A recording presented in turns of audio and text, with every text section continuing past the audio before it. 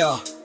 Living with diabetes, the challenges are real, but understanding your body, how you truly feel, that's where we start with Leon Rock's Guiding Hand on the African American Diabetes Podcast. Understand, we're talking blood sugar and healthy eating too, sharing stories and finding strength, me and you, from lifestyle changes to medical advice. We're building a community that's more than just nice. African American Diabetes, it's more than just a name. It's a journey to wellness, breaking free from the plain. Good morning, good afternoon, and good evening, depending on when you are watching or listening to this podcast. Hi, I'm Leon Rock, and this is the African American Diabetes Podcast. Well, I'll tell you, today is a beautiful day in the neighborhood in so many ways because we have a special guest that is in our studio. Well, not necessarily in the studio, but he's here with us today online, going to talk about some interesting things that are going on with him and what is going on in the African American community, particularly around diabetes and particularly around health equity. And that is Dr. Stephen B. Thomas. Yes, Dr. Stephen B. Thomas is an amazing and revered griot of public health. He stands tall as professor of health services administration and is a visionary director of the Maryland Center for Health Equity at the University of Maryland. Well, I want to tell you a little bit more about Dr. Stephen B. Thomas, who is a dear friend of mine. He is leading major efforts on health equity, and he is a luminary in so many ways in the urgent fight against racial and ethnic health disparities. Having diligently crafted and championed community-based interventions that breathe life and healing into our communities, addressing battles like obesity and diabetes and HIV, AIDS. Yes, he builds on trust and healing wounds. I'm going to say it again, an esteemed principal investigator for the NIH, National Institute of Health funded Center of Excellence on Race, Ethnicity, and Disparities Research, and National Bioethics, I got to get that right, Bioethics Research Infrastructure Initiatives, building trust between minorities and researchers. I got to tell you a little bit more about Dr. Thomas. He walks the path of reconciliation and, in many ways, truth. He is profound in his insightful scholarship on the intricate dance of distrust and race in research laid by foundational stones, leading to a monumental 1997 presidential apology for the egregious syphilis study known as Tuskegee. This work stands as a testament to his unwavering commitment to healing historical wounds and fostering equitable research practices. Yes, he is community at the core. And one of the things that he is involved with is Cut2MD and the Barbershop Initiative. I got just a little bit more to tell you about Dr. Thomas because he's not going to say all this stuff himself. I have to say it and introduce this good brother with an ancestral wisdom that he guides us through. He's brilliant. He's the brilliant mind behind Cut 2MD, that groundbreaking initiative that reveres and elevates barbershops as sacred community hubs for our beloved barbers to be able to, and beauty salon owners to raise the health in our community, to advocate and to educate, to nurture well being within our communities. These initiatives that he has created are deeply rooted in transformational principles of truth, racial healing, and transformation, also known as the TRHT framework. Well, I've said enough, and I could say more. Oh, there is more. And I'm going to put a link at the end of this program to his biography and a link to Cut 2MD. But let me say no more right now. Let me just say thank you, Dr. Thomas, for coming on the program today. Well, Brother Leon Rock, I cannot tell you how honored I am to be here with you. And what a wonderful introduction. You know, you made me do a walk through my own history because you just described the arc of my career. And I feel like at this stage of my career, I'm in the fourth quarter and the clock is ticking. And when you get to this level as a tenured professor at a Research One university, University of Maryland, that's not the only Research One university I've been a full professor in. Mm-hmm. I think we got to put it all on the line. And so thank you so much for the opportunity to put some markers in the sand, because in many ways, we're leaving signposts.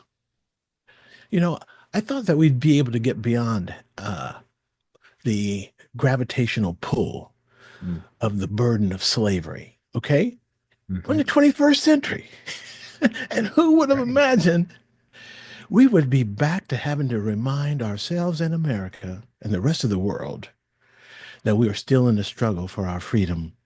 And so I have to use the metaphors of the Underground Railroad. What did we have? We had safe houses, right? That's right. We had markers. Yes. Even during Jim Crow, we had, what was that book called that black people used? The Green Book. There you go. We had the Green Book. Yes. I'm saying this to you, Leon, because that history has gotten us where we are today. And there's a conscious effort right now to erase it.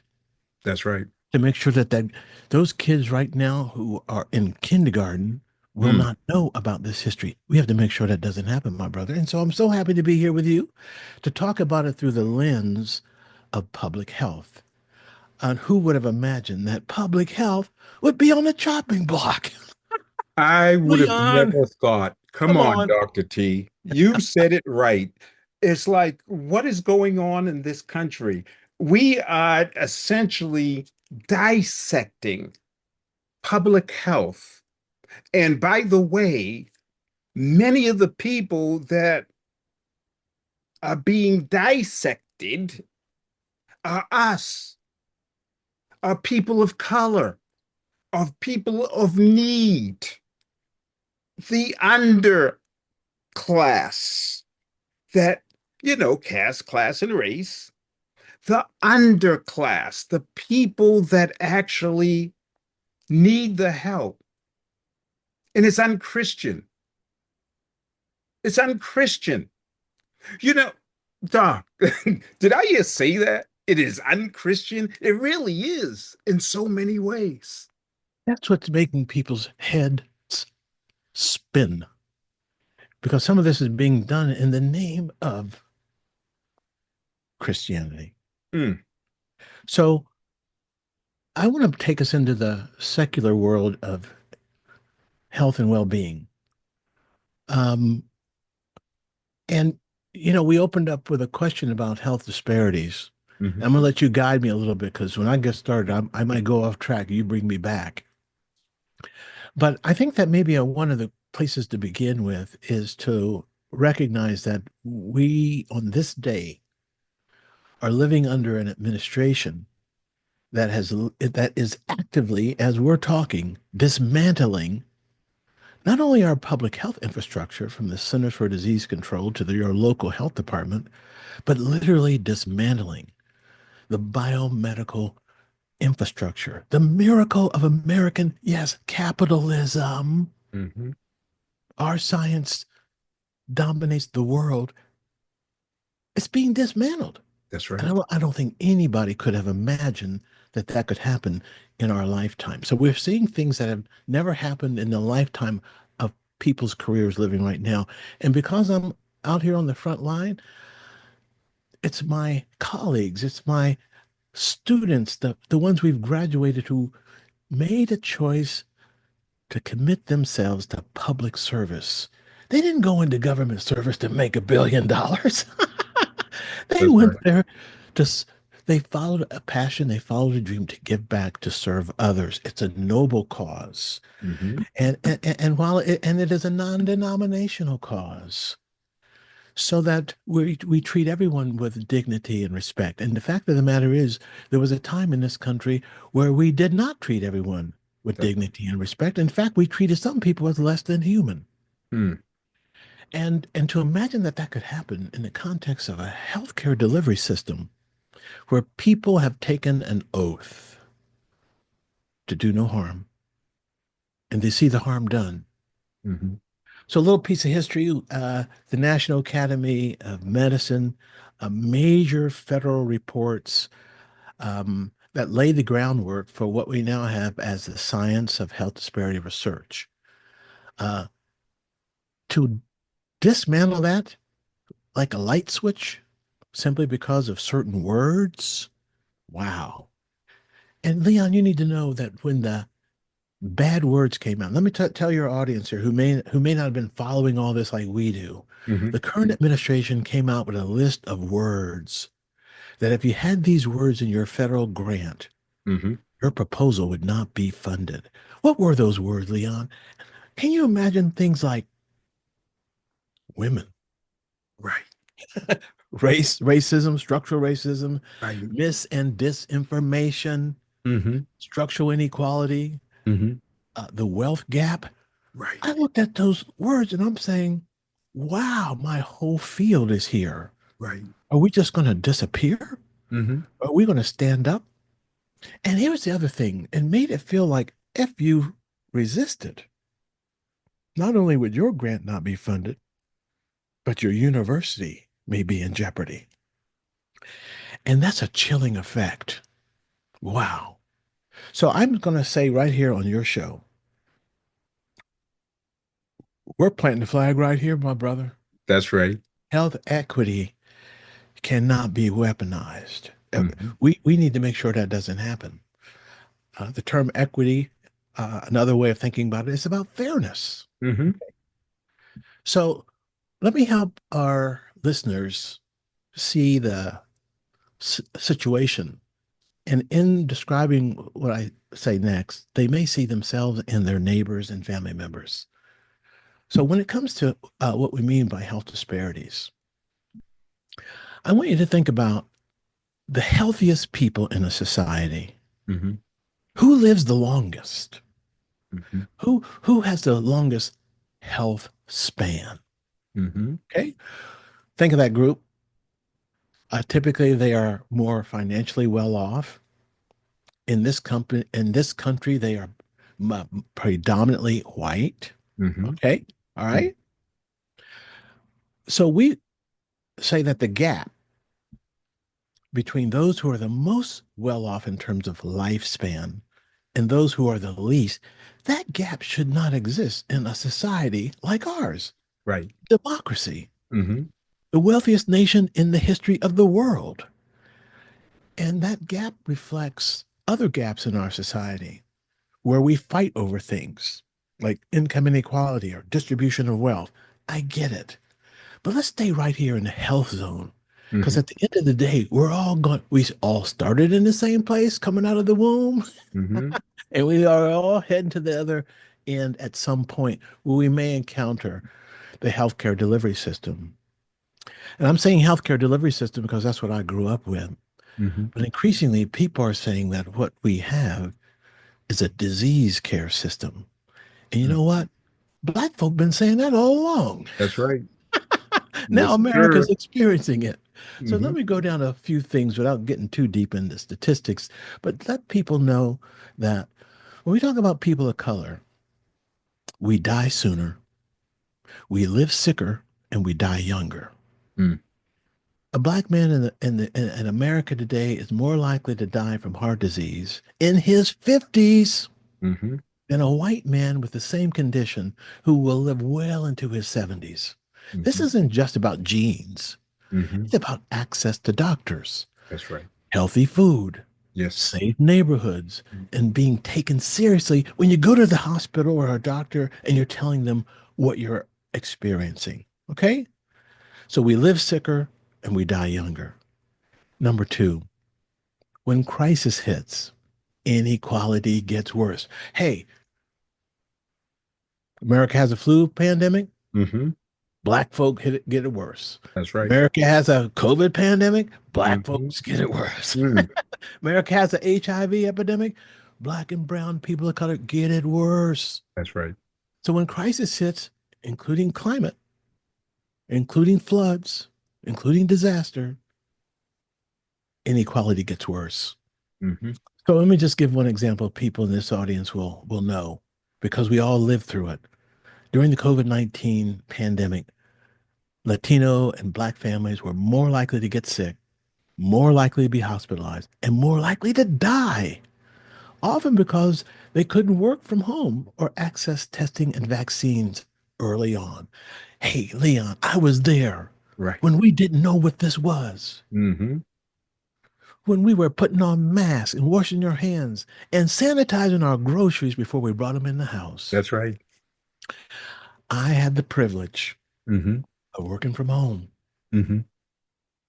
but throughout the entire pandemic, my trash was picked up every on schedule. Hmm. My deliveries came right to my house. That's right. Who were they? Us. There you go. We had to be out, That's right. exposed to the Hmm. pandemic. Not about our genes, it was about our jobs or lack thereof. That's right. Okay. So that's the environmental component. Um, Here's another example. This is number three. Disparities cost everyone, not just the sick. Think about it, Leon. Hmm. When the pandemic hit, what happened to those hospitals? They were overflowing. Hmm.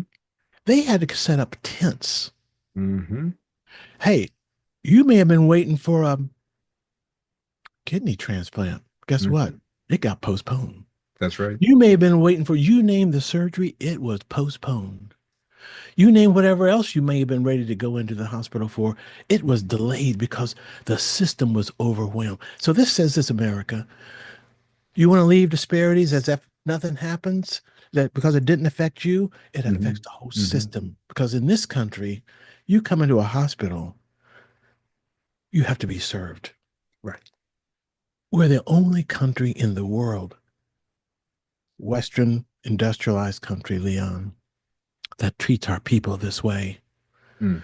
Every other country, industrialized country, every modern, forward thinking country, Mhm. health is a right, That's not a right. privilege. Hmm. Here's number four. Not everyone gets tested fairly at the doctor's office.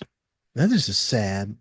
And this is why the work that we do in the Maryland Center for Health Equity is also to train health professionals, to retool them about what it means to have trust. Hmm. Here's an example. A Black woman in labor is 3 times more likely to die from pregnancy related causes than a white woman, even when both have the same insurance. Mm. And studies show that pain is more likely to be dismissed and life saving treatments are delayed. Hmm. Wow. Just because of the color of your skin. My That's mother right. was a nurse. Hmm. And to think that when she took that nurse's uniform off, that Hmm. that white hat, she was in the days when the nurses Hmm. looked like, had white hat, Yes, white yes, shoes.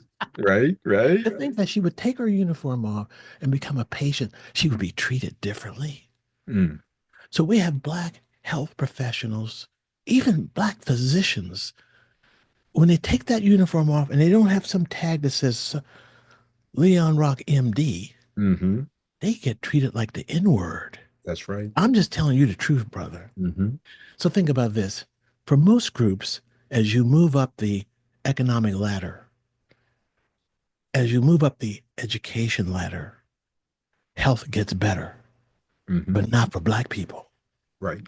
A Black woman with a advanced degree, Hmm. law degree, Hmm. PhD, is still more likely to have her baby die in the first year of life than a white woman who's not even graduated from high school. Come on now. That's an issue we got to explore. You It's got, not about genes. yes. And here's my last one. Here's number 5. Medical research often leaves out people who need help most. So if a new diabetes drug were tested mostly on white patients, Hmm. how do we know if it works on Native Americans and African Americans? And we're the ones with the increased morbidity and mortality. We face the highest risk, but we're not Hmm. in the research studies. Hmm. So without diverse participation in these biomedical research studies, we miss the chance to find out real solutions that work for everybody.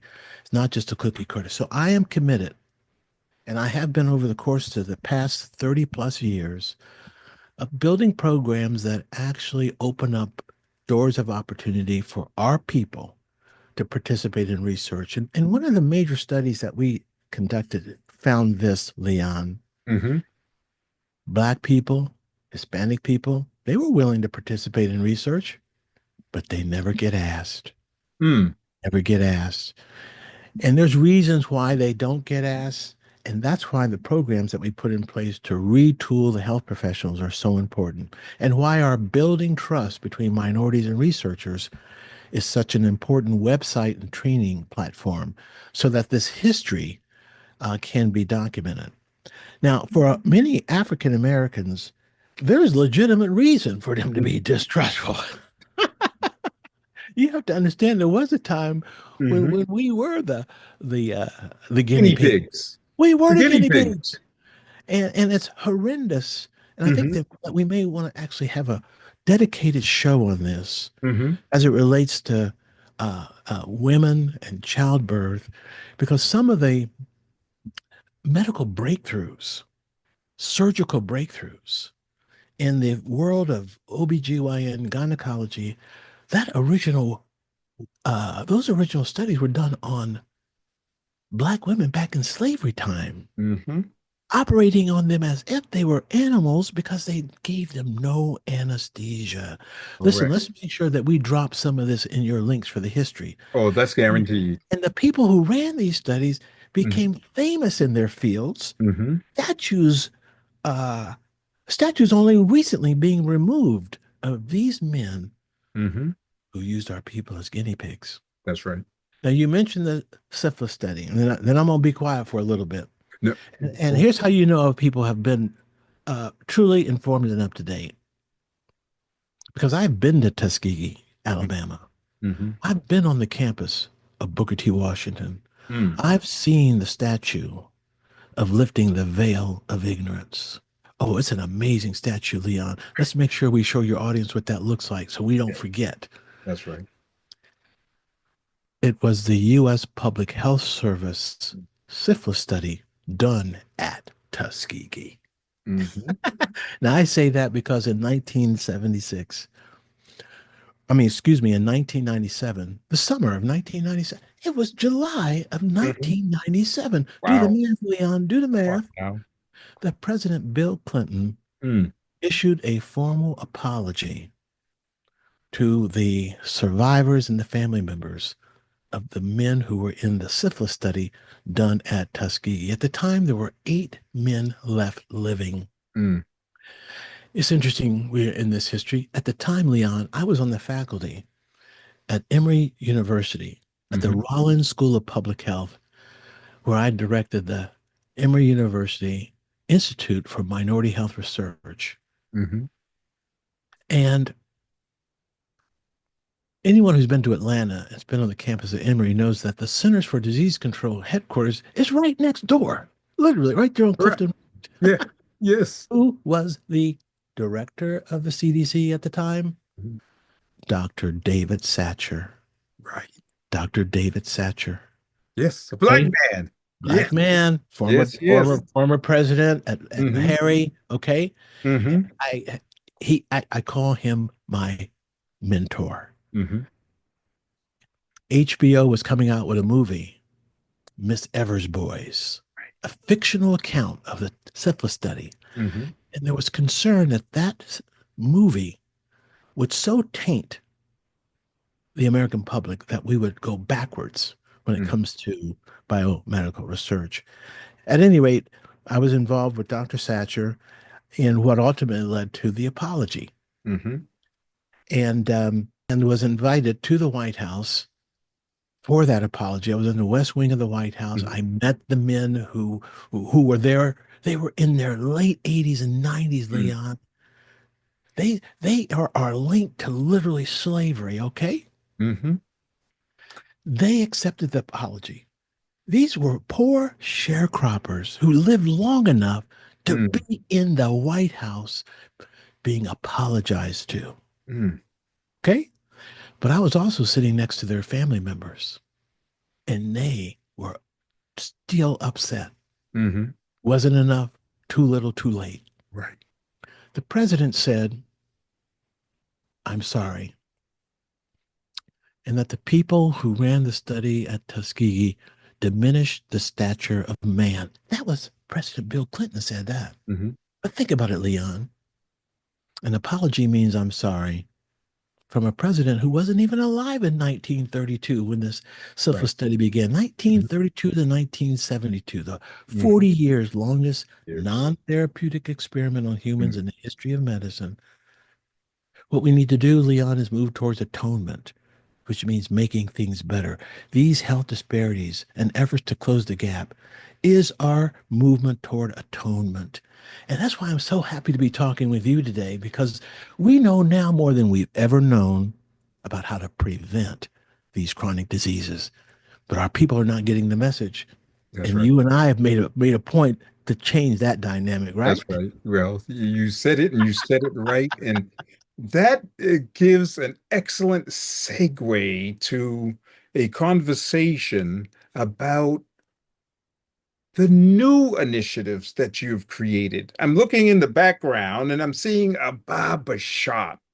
And I don't use the barber shop the way I used to, but barbershops have always been a place of comfort, a place of joy, a place of conversation. And you have done even differently. You said, I'm going to build upon this. Tell us about how you actually came up with the idea of addressing health inequity in barbershops and salons, where Black men and Black women are entrepreneurs and actually engage people in conversation. Talk to us, Dr. T. Leon, if your audience could see both of us, they could see that, well, neither one of them had that much hair. But here's what they don't know. Uh-huh. In a black barbershop, it don't matter how much hair you have. You're going to be there all day, That's right. just catching up. And I'm going to take you back just a little bit. And Mhm. maybe your audience can remember a time when you got your hair cut on the back porch. Mhm. For me, it was in the basement time. I remember my brother calling me and saying, "It's your turn." Right, right. Oh, I was scared to go down there. My dad would have the clippers. Mhm. We'd sit on this big black suitcase that was my Mhm. Mhm. grandmother's, Mhm. and he had a light bulb in the basement. Uh-huh. as I think back now, Leon, I'm Mhm. realizing that sitting on that suitcase Mhm. with all my grandmother's artifacts Mhm. and my dad cutting my hair, Mm. talking to me about how to be a black man in America, I was sitting on the warmth of other suns. That's right. I was sitting on all those things that Isabel Wilkerson talked about as black people moved out of slavery and moved north Mhm. and still faced racism when they got there. Now, fast forward at the time um, for the barbershops, I was at the University of Pittsburgh Mhm. as the director of the Center for Health Equity at the University of Pittsburgh. Mhm. And I had an endowed professorship. And I'm not saying this to bring attention to me. I'm saying this to say this is what you need in terms of armor to get through this stuff. I Mhm. was the Philip Hallen Professor of Community Health and Social Justice. That was named after Phil Hallen, former president of the Maurice Falk Medical Fund. And for 35 years, he was a champion for justice, my brother. He used that foundation money to fund to finance and fund projects that supported elevating our people. And when I got to Pittsburgh, because usually when they name an endowed professorship after you, the Yes. person they name is already dead. Right. Right. Not only was he not dead, Phil was my man.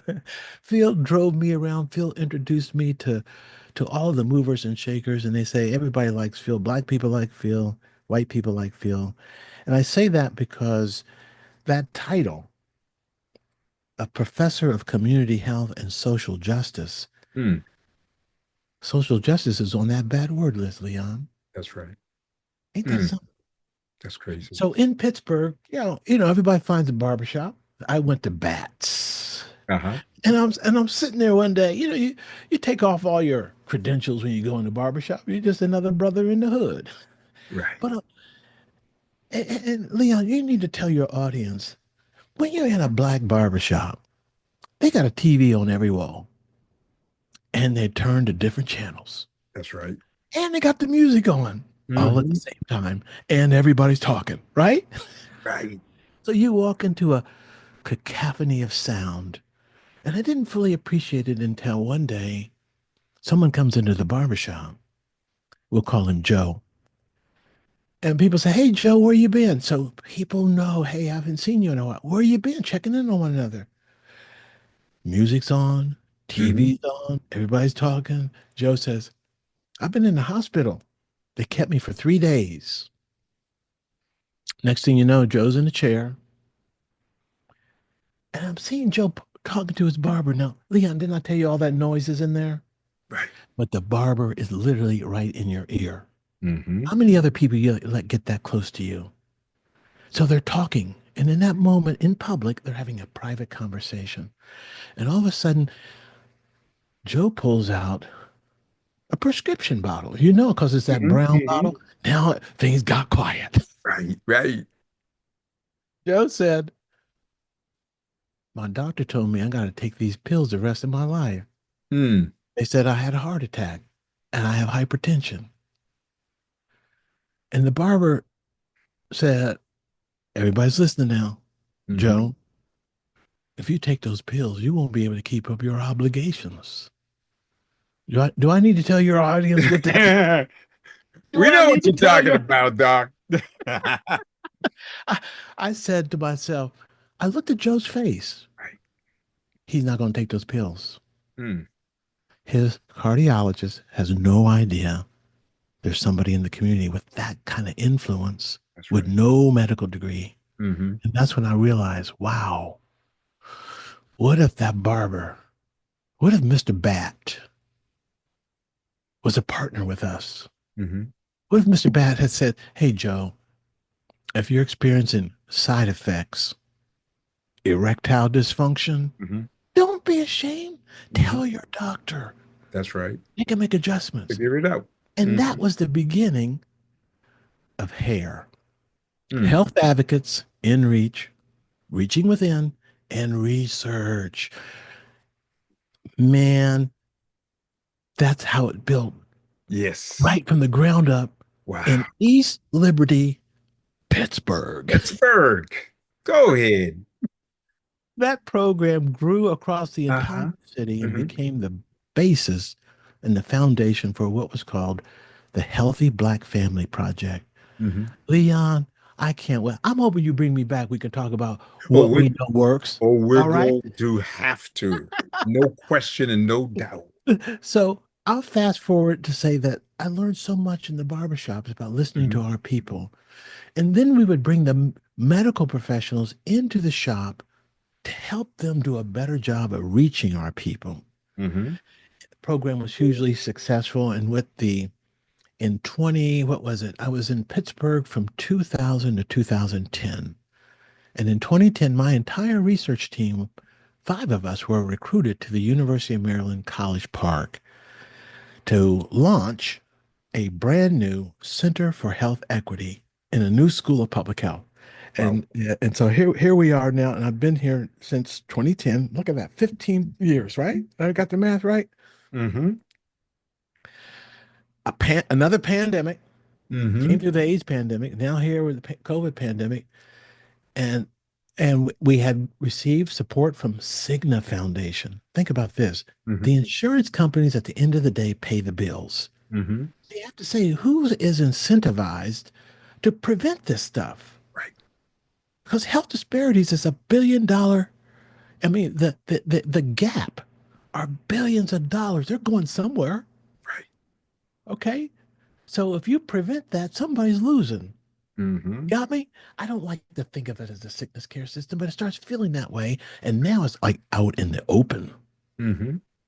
So here we are in Maryland with a network of barbershops and salons. Our first project, Leon, with the Cigna Foundation was colorectal cancer screening, Wow. because Black people were dying from Hmm. colon cancer Hmm. much earlier than whites. And at the time, the age for screening was age 50. So they said by age 50, you should get your routine colon. That was the national recommendation.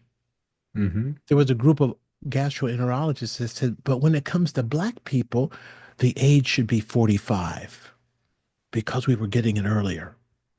And if you had a first degree relative, like a father or Right. a brother who died of Hmm. cancer, Hmm. you should even do it earlier. These were all the nuances. None of my barbers knew that. And I had a barber whose father had died from colon cancer. His Mm. name is Mike Dynamite Brown. Uh-huh.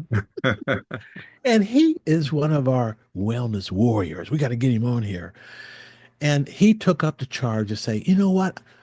I lost my dad from cancer. Hmm. This gives me a chance to swing back at it. Mm. He's been a champion ever since. And so if I can talk to you about colonoscopy, I talk about anything from colonoscopies to early screenings and detection. Then COVID hits, and that really was a turning point, Leon. I think in terms of launching this humble effort into the national spotlight. People have been doing work in barbershops for a while and beauty salons for a while. We've documented that history. But when the pandemic hit, Hmm. something happened, man. We were the first barbershop in the country to actually put needles in arms for COVID vaccines. We live here in the Metro DC area, 9 miles from the White House. Every major newspaper has headquarters in the District of Columbia, and all the reporters just made it easy. They came to the barbershop to cover our event. And you should know that our events don't look like some typical health fair. It looks like a party. Yes, it does. We had a And fish fry. We had the doctors and so so that coverage ends up becoming national, and that's where I met.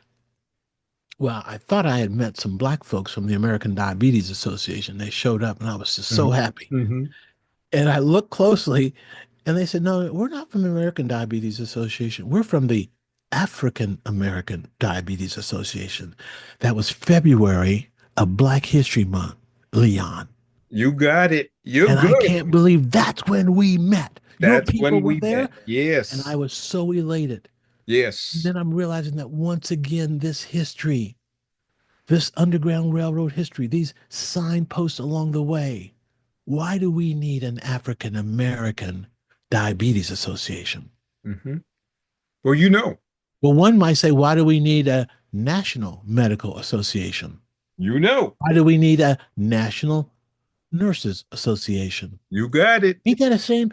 Yeah. And my white brothers and sisters may not know Hmm. that history, that the Yes. AMA and these professional organizations did not allow Black physicians to join. They had to create their own. And who would imagine that in the 21st century, Leon, you recognized we needed to do that once again in this area, especially of type 2 diabetes. Thank you, thank you, thank you. No, thank you. And by the way, that allows for a segue for a moment. We're speaking with Dr. Stephen B. Thomas, an amazing brother. And actually, he is just, all I can do is just say amazing. And by the way, I'm going to segue for a minute to that amazing video in which the president, and I still respect him for the amazing work he did to articulate the importance of your work. Let's segue for a minute to that video. Let's run the video.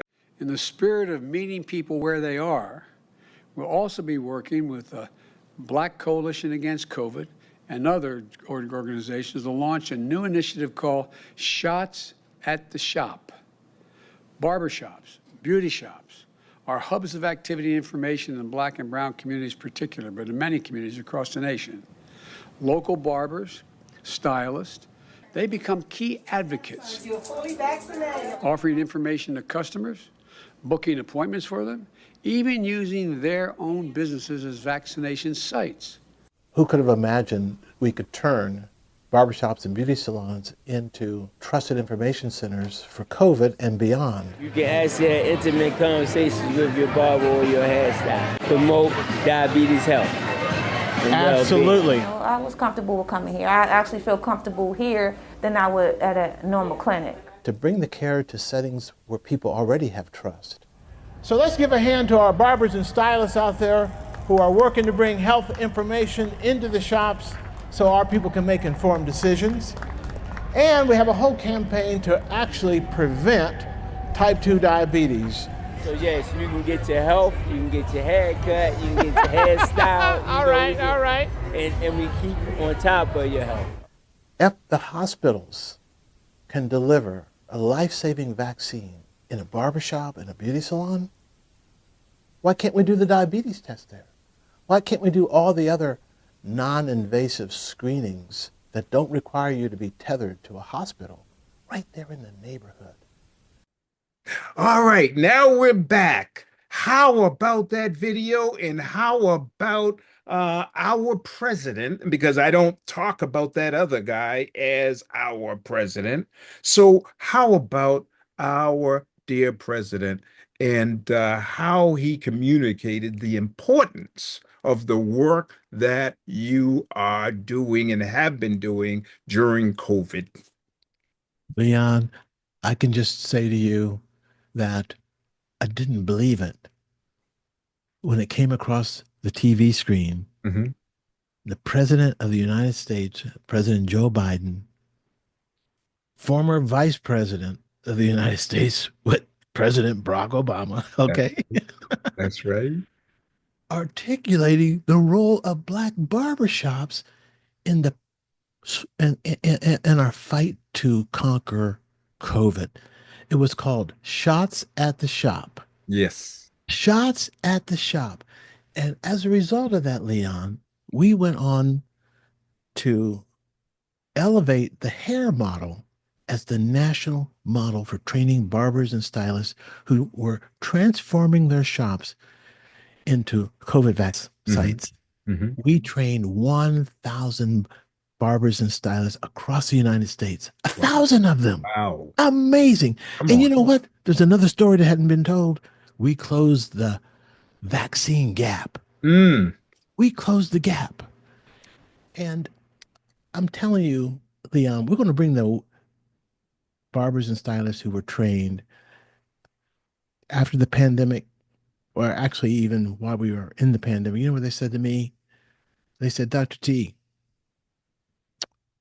you're going to give us the jab and leave us with the cancer? Mm. You're going to give us a life-saving COVID vaccine and leave Mhm. us with the diabetes? Mm. I told him, no, no, no, no. No, we are not going to abandon the front lines. We're staying on the wall. Yes. So as the pandemic waned Mm-hmm. and receded into the background of the national news, we're still out there. I'm calling my clinical partners. Hey, we need to do, we don't do pop-ups anymore. I said, what are you talking about? That was a huge success. The people are now there with open arms. It's like the stadium is full. They're ready to play the game. Mm-hmm. And you got the basketball. You got to come back with the ball. We don't do pop-ups anymore. The grant's over. I said, you're going to go back to what doesn't work? That's crazy. Mm-hmm. That's that broken system, Leon. Mm-hmm. And at that point, we realized that, okay, we're going to have to take this in our own hands.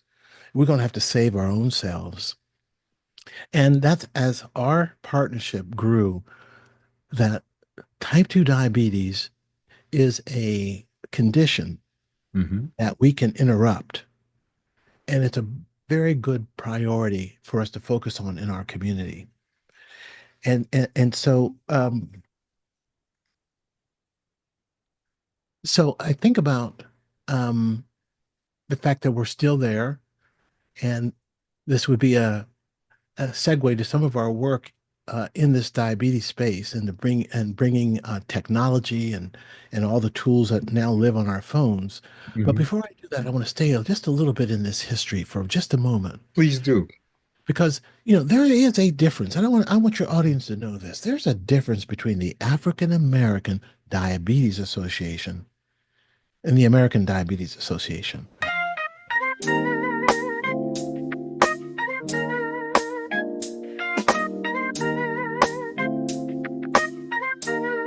Yeah.